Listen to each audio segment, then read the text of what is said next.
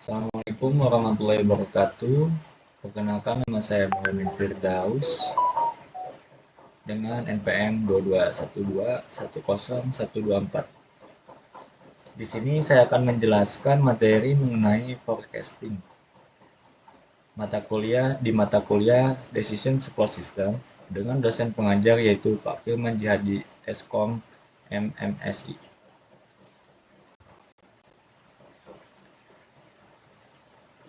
Menurut Arman Hakim Nasution dan Yuda Prasetyo dalam bukunya yang berjudul Perencanaan dan Pengendalian Produksi yang diterbitkan pada 2008, forecasting atau peramalan adalah suatu proses untuk memperkirakan beberapa kebutuhan di masa datang, yang meliputi kebutuhan dalam ukuran kuantitas, kualitas, waktu, dan lokasi yang dibutuhkan dalam rangka memenuhi permintaan barang maupun jasa.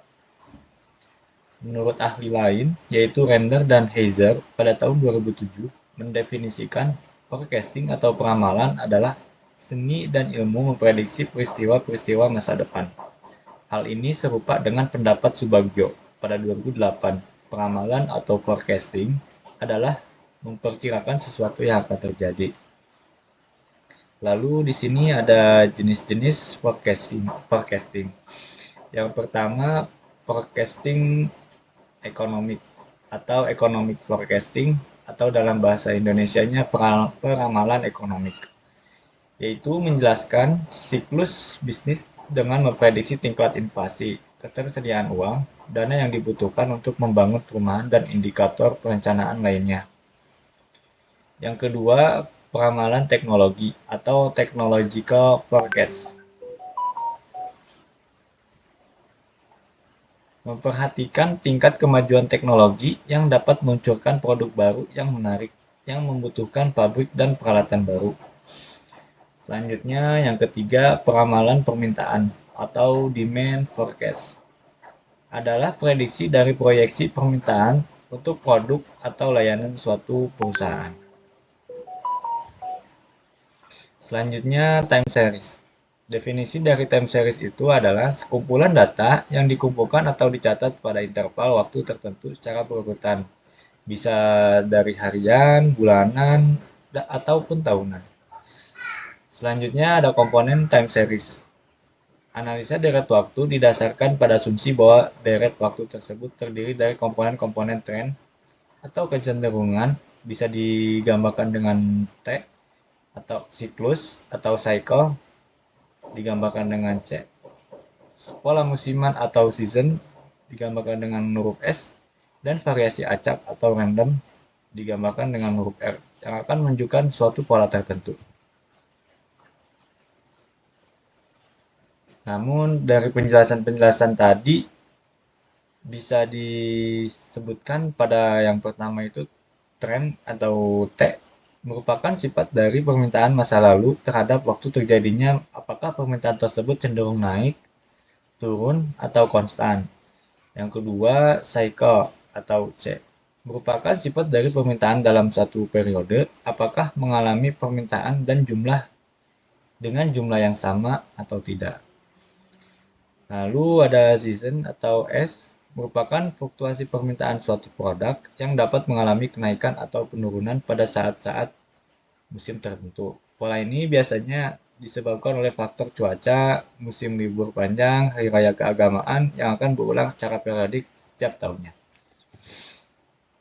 Nah, sampai pada studi kasus.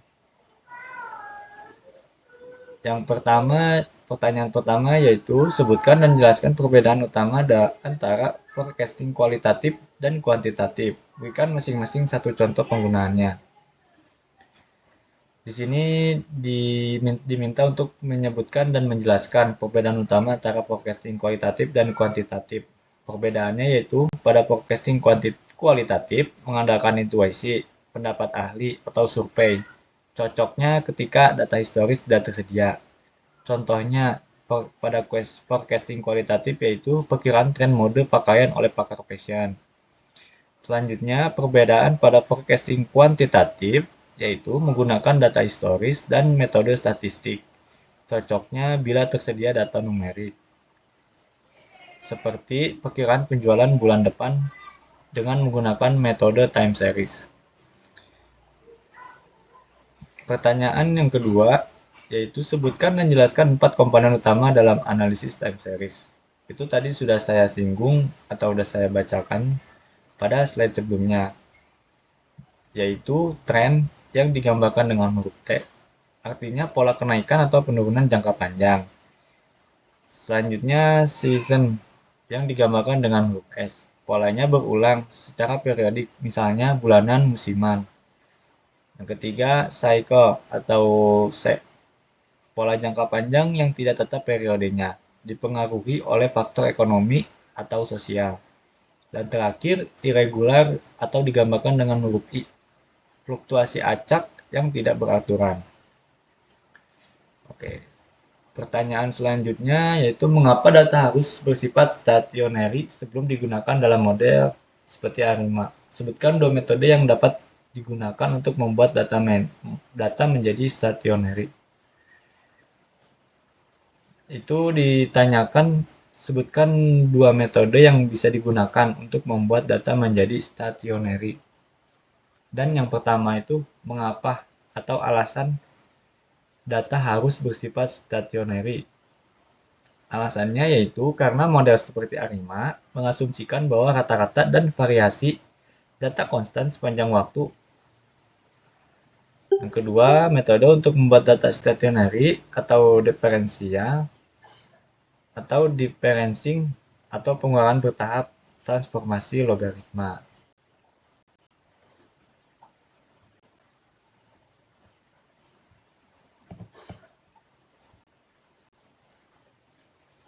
Pertanyaan selanjutnya yaitu diberikan data penjualan selama 10 tahun berturut-turut sebagai berikut.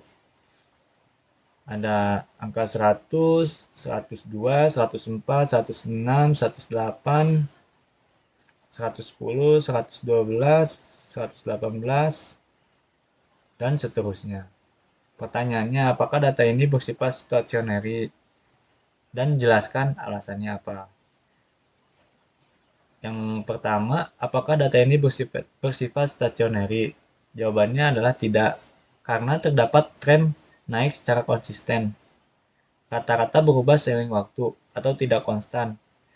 Untuk menjadikannya stationary, dapat dilakukan differencing, selisih antara nilai saat ini dan sebelumnya 2, yaitu dari angka 100 ke angka 2, yang artinya konstan, sehingga diferensi data bersifat stationary. Lalu pada tahap kesimpulan, yaitu forecasting atau pengamalan adalah cara untuk memperkirakan kebutuhan atau peristiwa di masa depan, baik dalam hal jumlah, kualitas, waktu, maupun lokasi. Pengamalan atau forecasting penting karena bisa membantu perusahaan dalam mempersiapkan barang atau jasa sesuai permintaan. Ada beberapa jenis pengamalan atau forecasting, seperti forecasting ekonomi, forecasting teknologi, dan forecasting demand. Salah satu metode yang sering digunakan adalah time series, yaitu analisis data yang dikumpulkan secara berurutan dalam kurun waktu tertentu.